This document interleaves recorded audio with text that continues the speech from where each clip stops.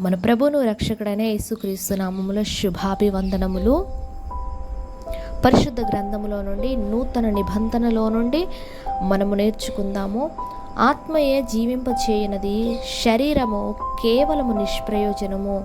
తనంతట తానే బోధించువాడు స్వకీయ మహిమ వెతుకువాడు, కానీ తను పంపిన వానిని మహిమ వెతుకువాడు సత్యవంతుడు.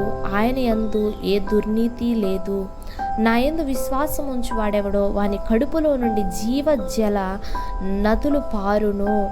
నేను లోకమునకు వెలుగును. నన్ను వెంబడించువాడు చీకటిలో నడువక జీవపు వెలుగు కలిగి ఉండును. వాక్యమందు నిలిచిన వారైతే నిజముగా నాకు శిష్యులై ఉండి సత్యమును గ్రహింతురు. పాపము చేయు ప్రతి వాడును పాపమునకు దాసుడని నిశ్చయముగా చెప్పుచున్నాను. దేవుని సంబంధి అయిన వాడు దేవుని మాటలు వినును.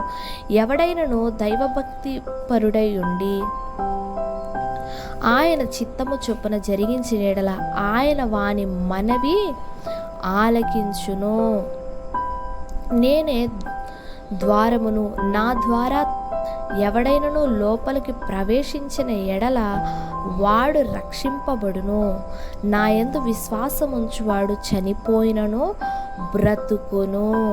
దేవుడు మిమ్మల్ని దీవించి ఆశీర్వదించునుగాక. ఆమేన్.